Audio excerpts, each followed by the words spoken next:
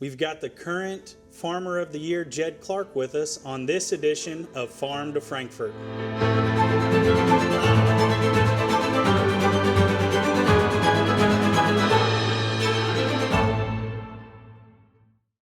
Jed, it's good to have you with us here on Farm to Frankfort. And, hopefully you've seen some of the shows. Eddie and I, we have a few political people on, but then we also like having our farmers on. And congratulations to you on being Farmer of the Year, Generation Bridge Vice Chair, County President. So I know you wear a lot of hats, but tell us a little bit more about yourself and kind of your involvement with Kentucky Farm Bureau.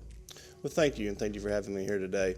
I started farming back in 1998, and it seems like about 3 years after that, I was involved in a Kentucky Farm Bureau Young Farmers Program. So my longevity of farming and my longevity of being in Farm Bureau is about the same. We farm in Graves County, Kentucky, my wife and I, and we run about 3,000 acres and raise 3 mostly really good kids. Yeah, mostly. We're going to give all that credit to Chrissy. Yes. There you go. Yes. Yeah. Well, hey, I know, you farm with family, but then you also do a lot just kind of by yourself, I guess. So obviously you've seen Eddie talking a lot about this Kentucky Farmland Transition Initiative and kind of how that impacts. You get to see it, I guess, both ways, as farming with your dad and then kind of doing your own thing on a large part too, right? Of course, and it's not only the farm of my dad, which I do farm. We have our separate operations, but we're under the same office building, and it's good to have our own decisions. He can't blame me for a bad marketing mistake, and I can't blame him. So that's been a benefit to our relationship there. But not only in our mine and his relationship on the farm transactions, but the amount of landlords that we work with, and the generational transformation of the land, whether it's going to the second generation or the third or fourth, or passing it down, or if it's being sold because of other reasons. So that is something that in the last 5 to 10 years in our area, it may have been more prevalent in other areas, but in our area it seems to have really sped up lately. It really does. And just as that farmland transitions, and it makes it difficult because keeping it in an active farmer's hands, I think that's what we're really trying to do. And we've had so many beginning and young farmer programs, and we do want to help them, but they're going to fit into this active farmer role too, because with what land prices have done and the competition that's out there, we have to make it encompassing for everybody, and we'll never be able to compete against a development or whatever, but we have to try to find those people that are willing to keep it in agriculture and want to do it, and then try to get it into an active farmer's hands, such as yourself. And you're younger, and you've got a long career ahead of you in agriculture, but if you own that land and once you get it paid for, you're a lot more profitable. And it's better to put that money into owning it than it is renting it. And we're all going to have to rent land, but if it comes available, maybe we can buy it and keep it in your hands. And then as your family matures, and who knows what's going to happen with them, but those young ladies will probably farm someday, and it'll be there for them then. That's all our I won't say our goal, but our hopes for our children, that we're providing something for them that they can see an opportunity in when they get older and want to live the life that Chrissy and I feel like we're giving them now. I think one of the harder parts with some of the landlords as they get older and the land's passing on to the next generation is, as farmers, we're having to learn how to communicate better with a different generation. And not to say that they're not the same age as me, but I started out and I have landlords that were 80 years old, and now we've got landlords that are 30 years old. So it is I won't say a challenge, but it makes it different values that have changed from the two.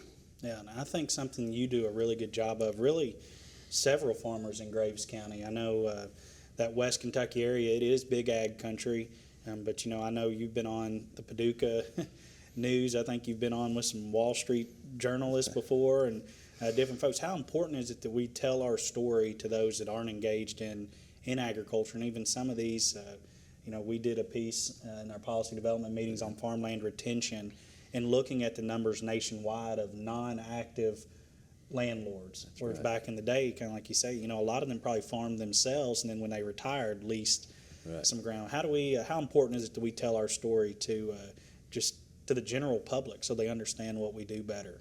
That's a great point, Kyle, and you're exactly right about that. The 80-year-old that I was just landlord I had, he was an active farmer and was able to put his children through school on a 250-acre farm with tobacco and some livestock. But now we're looking at, here soon that'll be a third generation removed from actively farming. And I always felt that as farming is a big business, but the people that are involved, it doesn't have to just be row crop. It could be any part of our agriculture industry. I don't want to say row. It doesn't have to be livestock. It could be the veterinarian. We all have our story to tell that's positive about agriculture. And with so much misinformation out here, I feel that farmers need to get in front of the camera, need to do the radio interview or the magazine interview. And Chrissy wonders sometimes why we had a reporter at our house on Thanksgiving morning last year doing a story about farmers and food. But that's part of the story that we can tell. And any time we can put it in a positive light, which it should always be in a positive light, is a benefit to our consumers. We have to inform people that don't know. As you said, they're remote. A lot of people are so removed from the farm that they really don't understand. And I think it's important for us as farmers and on our farms that we invite people out there, just like you did a reporter. Let them see what we're doing, because I think sometimes there's a lot of misconception about what we do and how we do it, and that we don't take care of our land or we don't take care of our animals. That's not so. That is, there are bad actors. We've got to admit that. But most everybody, that land is their biggest asset. Those animals are how they make their living. Those woodlands that they take care of, that's their livelihood. So I think we've got to tell that story to people that are removed from it and our elected officials. I think that's an important thing too, that they get to see what we do. And I know we do August recesses with our legislators, and when we can get them set up with them and get them out on the farm and let them know what we're doing. Yeah, and Eddie, like you say, that the animals in the land are the biggest assets. So farmers are going to protect that. That's their livelihood. And Jed, I know you also a seed salesman, and technology in the seeds, technology in the equipment that we use has all led to more efficiency, to better sustainability, and really protecting those assets even better. And I feel like a lot of times the general public doesn't see that or doesn't hear that or believe that, but being directly involved in that seed side of the business, as well as both of you have a lot of technology on your farm. I think that the old school days of the farmer in the bibs with the blade of grass, it's a lot different now, but that technology has really helped to improve efficiencies on the farm, correct? It has, and we've gone from a thing they used to call a foam marker on the end of a sprayer that was at least 35 foot away from you, and you were trying to line your end of your boom up with it, to a precision agriculture where we can run a boundary around a field, which is a GPS boundary that will not let that sprayer spray anything that's not inside of there. So our waterways are better protected. Your housing sites are, I won't say better protected, but it lessens the chance of an error or over application of our chemicals. And we're not out here to support the chemical companies. We're out here to make a profit and to better our farms, and that's just a large aspect of that component is in the technology we use. Yeah, help feed the world. Yes. We're what, 1-2% of the population, but we've got a whole nation here, and then the tens or hundreds of millions of people we feed abroad with the produce and the row crops grown in America. The technology we use with each tip on a sprayer cutting off across that, you don't double spray, you don't double spread fertilizer, we don't double plant seeds. All that things makes us more efficient, but it also helps the environment as we're doing those things. Those things make us better and more efficient at what we do.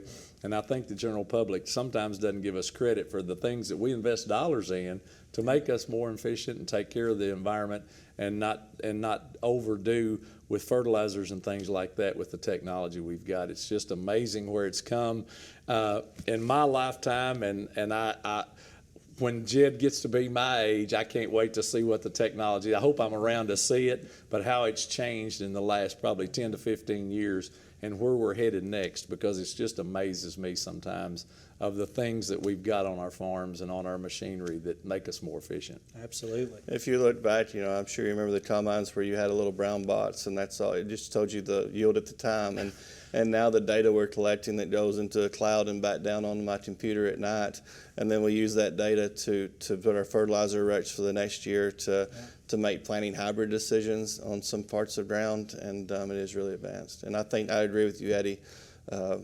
Don't know how long it'll be till I get to your age, but Well, I hope you make it there, by the way.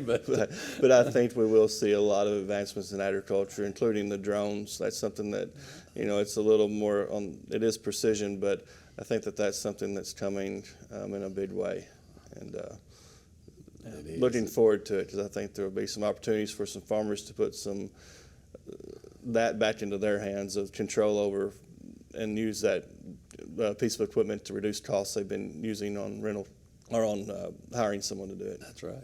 Yeah, getting into some policy questions and how some of this we're talking about really conservation, and we are conservationists as farmers. We have to protect that asset. Talk about the Farm Bill a little bit. That's been a number one priority for us the last 2 years. Obviously, doesn't look like anything's going to pass this year, at least before the elections. But kind of how important is it as farmers? Is that Farm Bill to you all in your operations? It's one of the things that allows. It's probably the most important tool to allow a young farmer to be able to farm these days, to have that protection, the safety net with the crop insurance, that he can walk into a banker's office with someone behind him in federal crop insurance. And I'm not taking the importance of it away from a certain person, my generation. I'm not a young farmer anymore, but it does allow you to manage risk better. And I would hate to imagine what the farming, well, we have seen it before. We've seen it back in the 80s, and the bankruptcies, the people that were forced out. It adds a lot of stabilization to our industry. Yeah. 1983, I can tell you, it was I was just getting home from college, and we didn't have any safety net then, and then interest rates were above 17% and didn't grow a crop, and it there was a lot of people didn't survive it. I was fortunate enough I had family there that had some stability that I was able to weather the storm, but it was pretty tough, I'll tell you. And thank goodness we've got these programs now. I wish that they could that our elected officials could look back at where we've come from, just like our technology with our equipment, but to get us to this point that has that safety net that's there for us. And again, it's a good investment because this is about food security and what we have in this country, and I think that's so important. And the Farm Bill is not just farm, it's food and nutrition, but we produce food. So those two things go together hand in hand. And I think we want to keep that Farm Bill as, quote, the Farm Bill as we call it, but I think it's so important that we get to do that. And again, we have to tell our story, tell why we need it. We need those reference prices raised. I know you agree with that, because we're behind now on where we should be with what our input costs have done, and we're in a downturn in the market now. And that's when these things really work out for us, that we need it done. So we need that done. We need those reference prices updated and try to get those things in place for us that protect us, that allows us to get to do this, as we say, to get to do it again next year. That's what we farm for, right? Yes. To get this year done and get to do it again next year. I couldn't have said it better, Eddie, and it's so important that looking back, and then not only that, we have the conservation programs in there that we benefit. It was said earlier that we protect our ground. Well, that's part of protecting our ground, is the filter strips and the waterways we put in to keep erosion. So there's so many aspects of the Farm Bill that are entwined in our daily life, working with local FSA offices and using that as a protection for food security and for our livelihood. Yeah, no, I think we always say food security is national security. It is. Yes. And that's a fact. We do not want to rely on other nations to feed ours. That's right. And that Farm Bill is that primary piece of federal legislation that really provides those protections. So, and the farmers in the past, several Farm Bills, we have given up things into the Farm Bill Absolutely. to keep the crop insurance program where it's at. And I think that needs to be remembered going forward, that we have been willing to drop some of the programs that we had that were beneficial to farmers financially, just to keep federal crop insurance. That's right. That's right. So just being Farmer of the Year for Kentucky Farm Bureau, couldn't be more proud of you, you and your family, for what you've done. I've known your dad a long time, and it's an exciting time. Tell me what it means to you to be Kentucky Farm Bureau Farmer of the Year. I was driving a combine when Renee called me and told me, and I fully expected her to say try again next year. And but no, Chrissy, it couldn't be for the support of my family, my wife. I get to drive a combine or a sprayer or tractor all day, and she gets to deal with 3 wonderful kids. And but no, we were very happy, very very honored, to win it. And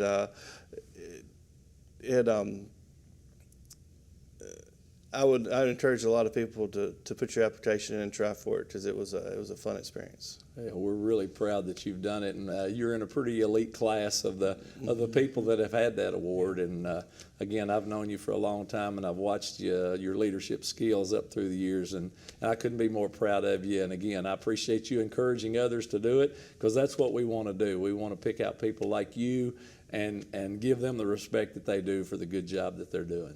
Well, thank you, Eddie, and I'll just say that, nobody's going to do your job for you. When we were talking about media earlier, we have to tell our story, because nobody else is. Well, we can tell it better than anybody else. That's right. That's right. Any kind of closing words of advice? Well, it's been nice knowing the two of y'all for as long as I have. Thank you for having me up here today. I'm sure that won't be on, but looking forward to harvest, which will be around the corner. It's amazing how quickly things turn around. Looking to a good one in our area, so we're excited about that. Good. We always look for a good crop. There's some parts of the state that aren't. We know that. And some have had. It's been a little bit of a challenging year to get the crop planted, and then to get a little bit dry. We were at one time, and then it started raining, and then we've had a lot of rain since then. But some parts of the state have been devastated, and it's pretty tough in certain areas of the state. So hopefully they're getting a little bit of rain now.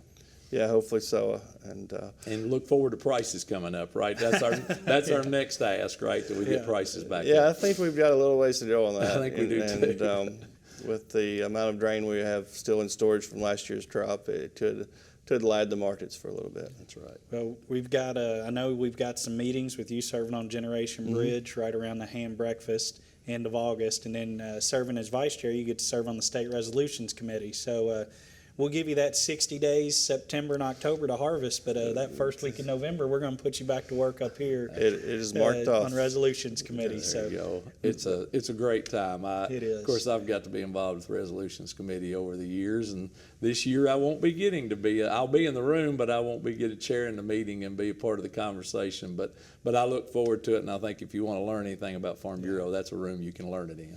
Well, that's one of the grassroots efforts of Farm Bureau, and when you can take people in different counties and they can send something to the state level and hopefully see it made in our policy book, then that is truly grassroots, and that's what this organization is all about. Absolutely. Well, Jed, thank you for being with us today. Thanks for bringing Chrissy up. Always good to see her as well.